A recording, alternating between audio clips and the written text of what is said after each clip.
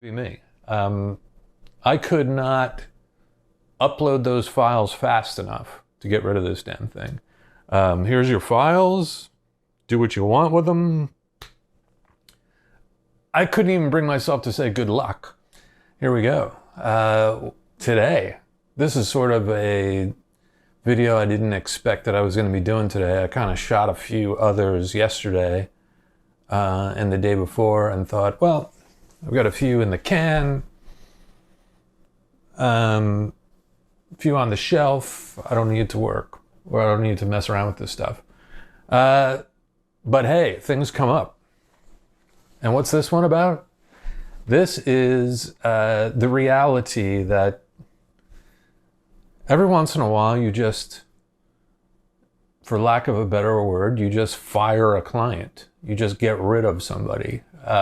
Scratch them off of your call list, your to-do list, your project list. And over the past couple of weeks, I've done that a couple of times.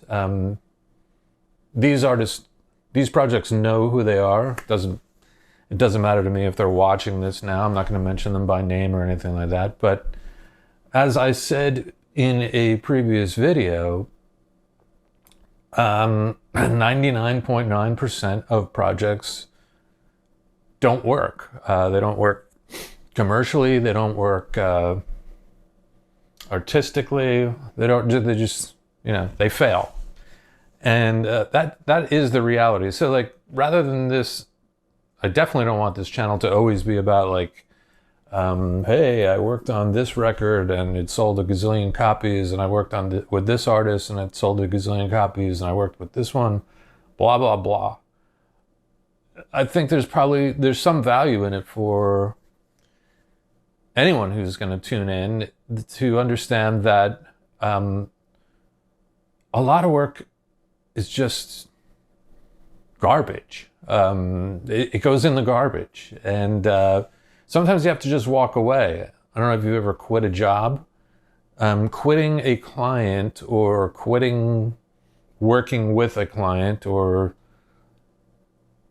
leaving a project, or dumping a project sometimes feels as liberating as just quitting a job. I don't know if you've ever done that. I've done it.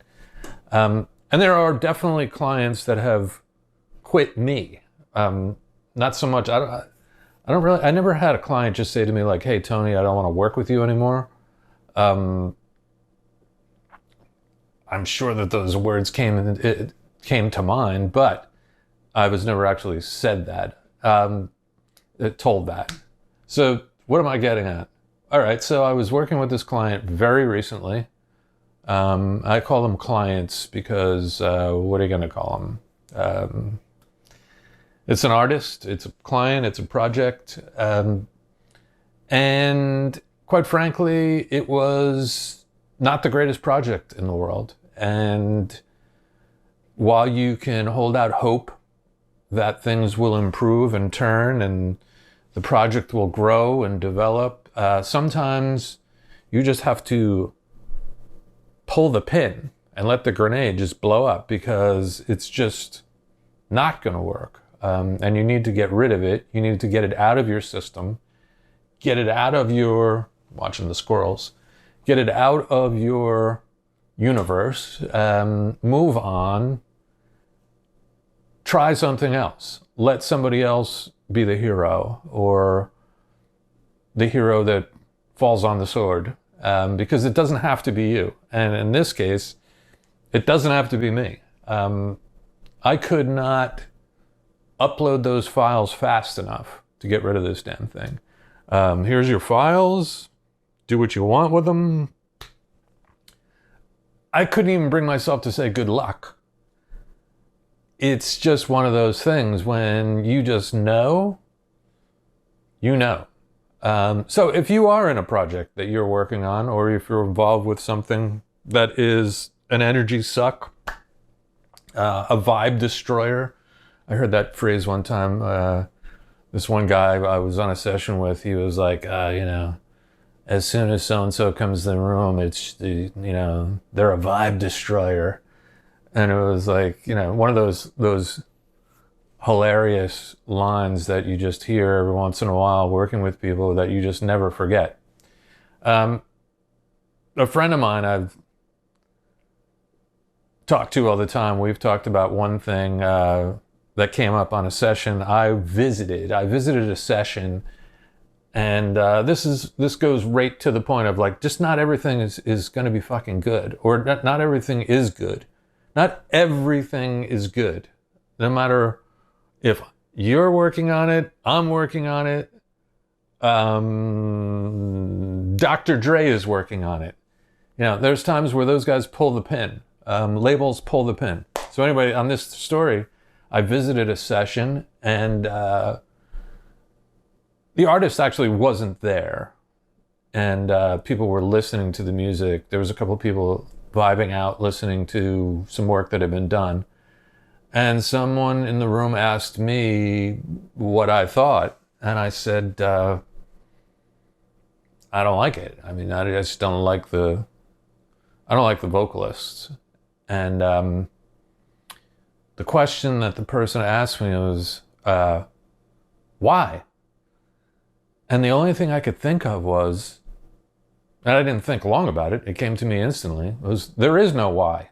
If you don't connect with something, there doesn't even need to be a why. It's just, why is all of it. You just don't like it.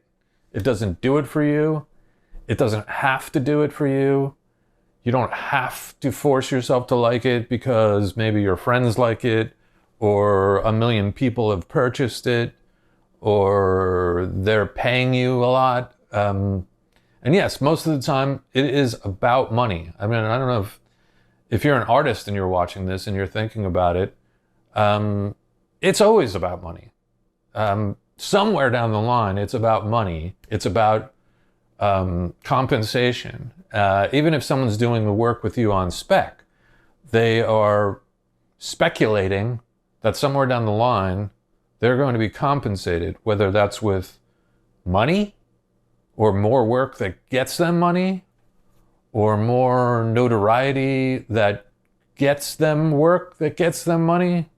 But the connecting thing is that it's business. It's the music business, it's show business, and it's about eating and succeeding and winning and enjoying yourself at the same time. So that's why you can fire a client. You can fucking just get rid of them. And sometimes, you know, it's not the safest feeling in the world. You're like, hey, well, what am I going to do now for the next whatever? If you know, you're freelance, you don't have a guaranteed income or guaranteed money flow, and you're firing a client. Sometimes you just have to do it for your own sanity.